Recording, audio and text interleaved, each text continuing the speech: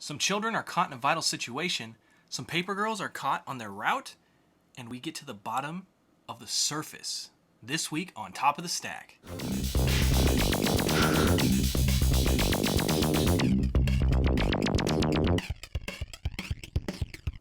Welcome to Top of the Stack. I'm Cory and this is Jess. This is our segment we bring you each and every week to give you our picks of the best comics this week. So, let's get it started with Plutona number 2. Written by Jeff Lemire, art by Emmy Lennox, and colors by Jordi Belair. Correct. So we start out basically where we left off. They're all surrounding the body of Plutona. And all the kids are there. They're trying to figure out what they should do with her. Should they take pictures and become famous, sell the pictures? Should they leave her alone? Should they bury her? Tell the authorities. And they basically all come to a decision that they are going to meet up and bury her. Because if the city knew that she was dead, all hell would break loose, basically. The villains would rise. And I think also we see a lot of the characters' personality come out. You know, Ray is just sitting there making a bunch of jokes. And he's the one who wants to make money off the pictures. Yeah, and he's just being so, what's the word? Empathetic? Insensitive? Yeah. And then you got Mikey, the little brother, who's just off, zoned freaking out, scared to death. Then you have Teddy, of course, who's trying to be the vigilante for her and do the best for her. Yeah, then you have, what did we discuss? Mai. Yeah. Who is kind of trying to be the sense of it all, trying to calm everyone down, like, let's think this out. Then you have her friend who's, like, puking everywhere. Yeah. So that's kind of interesting. You get some kind of, like, character details. But you also get their home life when they go home after they make the decision. You do. That's a couple panels I really like. It shows them go home and kind of their normal lives, except for Ray, who has the deadbeat dad. After they are all fast asleep, he's still up with his deadbeat dad, now passed out on the couch while he's sitting there still watching TV. Yep. And then it comes to the end with one character going off and doing something different. Yes. Not going to go into that, but pretty intrigued by what the hell is this person doing. All in all, it's a good one. It's gave a lot of details, like I said, about the characters and their personality. So that was nice, but it wasn't, an action-packed issue, but it was still a good issue. It doesn't have to be action-packed to be good, so I really liked it. I gave this one a Christian Bale. And what about you? I give it a Christian Bale as well. I liked the addition of the extra little mini comic at the end. Yeah, I didn't even mention that. Like I said last week, I didn't realize it was called. Maybe it wasn't. I have to look back. But this one was called like The Last Flight of Plutona. So last month I had said, oh, I think this is like leading up to this, and sure enough, it is. Yeah. So I like that addition that we're getting.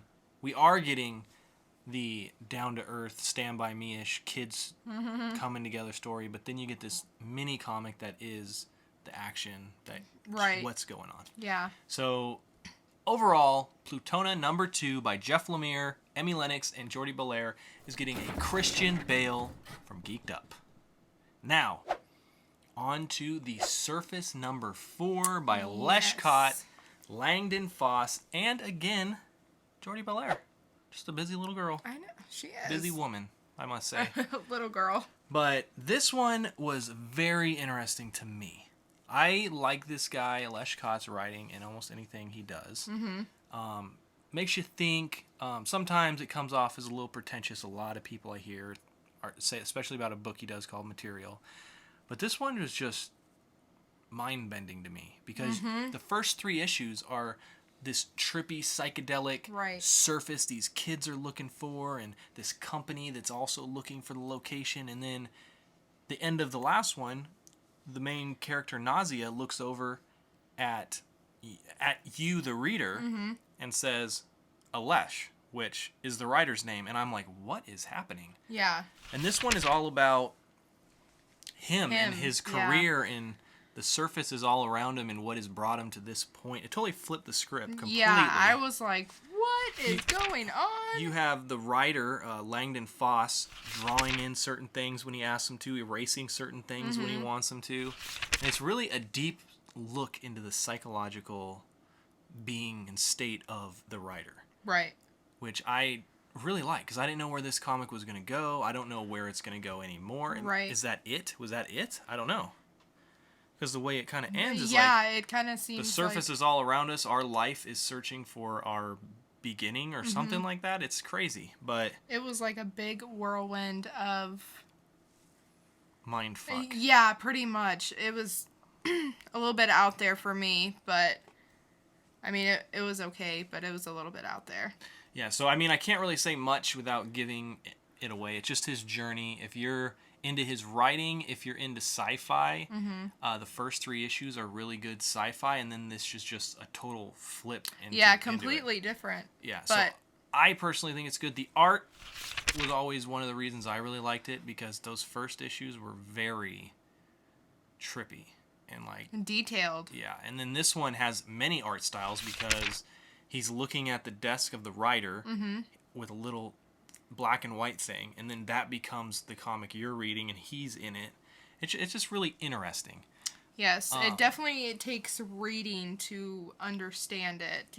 If we talk about it, it doesn't really do it justice. Yeah. Because the art and the words are kind of like all definitely one, telling the story. And it's not an issue you can really say this is what this you have to know the beginning to now, and to make it even better, you kind of have to know something about the author. Right. Yeah, which is where I kind of faulted. Lost interest. But me personally, I really liked it. I'm giving the Surface number 4 a Christian Bale. I'm going to give it a George Clooney, just because it was, like I said, out there for me. But, I mean, like he was saying, if you're into Alesh Kott, then go for it. Do it. So, The Surface number 4 by Alesh Kott, Langdon Foss, and again, Jordi Belair is getting a Christian Bale and a George Clooney from Geek'd Up. Which leads us to our last review of the week. Yay! And it's Paper Girls. Paper Girls. By the one and only Brian K. Vaughan. Art by Cliff Chang. Most known by me for doing the Wonder Woman run. Not, recently. But let's get right into it. This is a period comic. 1988. It's about paper girls. I was a wee little lad when this was going on. You were. And, it's just about these paper girls. It starts with a weird, trippy thing that I don't think we understand yet, so I'll just gloss over that. That's not even... But really, it's about these girls who come together, kind of like Plutona. Yep. And they form this little camaraderie at the beginning where you got the big badass paper girl who smokes, and we meet our main character, Aaron. It reminds me a lot of the movie with Rosie O'Donnell, and they're all like young girls. And what movie is that? Something about time now. Oh, like then and now or now, something. Yeah, it kind of does. Yeah, kind of like it, right? Yeah. Which especially is because they're on their bikes. I think. But they so we have the main girl. She's getting picked on by a bunch of bullies, and it has, I don't know. Every time I read this, it cracks me up. But in comes our other main character, Mac, also called Mackenzie, who's the big badass. And she comes to her aid, and you just hear her look at him, and it's this nice full-page artwork of her standing there with her bike, and she's like, says to the mean guy who's wearing a Freddy outfit, she's like, "Nice costume, faggot." And I don't know why, but it was so funny to me that this, I guess I haven't really read that in a comic. Yeah. And it just struck me as funny, and I'm like, oh, that's what this comic's gonna be. You're like, yes. First I was like, because Saga's really, out there, raunchy and in your face, so I wasn't sure if he was going to tone it down for this or keep it going, and that was when I was like, this is going to be interesting. Yeah. But So yeah, they deliver papers in the same subdivision. And yeah, it is kind of funny because it kind of is like the characters from then and now, because you have the big kind of badass bully girl, you have the preppy one, yeah. and it's good. I like that whole dynamic. So I'm interested to see where it goes. Plus, it's 1988, so we find out in this that in that area, Mac's like the first ever female paper girl. Yeah. It's really weird. But like, you paved the way for us. Yeah, but things go from then and now to 2001 Space Odyssey very quickly. It's not the comic you're expecting it to be, and I think that's maybe where we should stop in explaining it, because it's just not what you think it's going to be. No. And it goes south. You're introduced to some characters that shouldn't be here, and they have some technology they shouldn't have, and it's just very interesting. Yes, it gets freaky. So what do you think about it overall? I think you can kind of tell that I really like it. I like that it's like a girl story. Kind of relate to that. But then it also has just this like twist to it that you're just like, where the hell is this gonna go? It starts with a weird religious horror thing. Mm-hmm. Then it goes into your everyday paper girl lifestyle, and then it goes into sci-fi horror. So it's got so much stuff. Yeah, it does. It's here, there, and everywhere. And the art. But in I a really good like way. the art, I have to say. The art by Cliff Chiang. Oddly, I didn't really like it in Wonder Woman. I mean, it was okay. The story was good enough but this fits this story perfectly. It was like so realistic looking. It was just good. Good. So good. What do you give Paper Girls #1 by Brian K. Vaughan and Cliff Chiang? I'm going to give it a Brad Pitt. Ben Affleck? Ben Affleck. Whoa, it's above a Ben Affleck. You're giving... Is it? No, then I would have said Leo. Oh. So, a Ben Affleck? Yeah. I as well. I thought this was a really good start to a series. I knew I wouldn't be disappointed with his name on it. One of our honorable mentions is also by him. Saga, just so many things. Why the Last Man? Mm-hmm. It was a good story. So Geek'd Up is giving Paper Girls #1 a Ben Pitt. That is it for Top of the Stack, but as I said earlier, we do have some honorable mentions. The first being Survivors Club by Lauren Bukes and Dale Haverson, art by Ryan Kelly. This is a fun little tale about our favorite old horror movies, and if those characters who survived lived on to our day, where would they be now? Mm-hmm. It's a very interesting concept. It was an interesting read. Not sure where it's going to go. Little on the edge of it. Wasn't exactly what I thought it was going to be, yeah. But it may get there. So It's worth a read if you're into the horror genre. I think that's by Vertigo.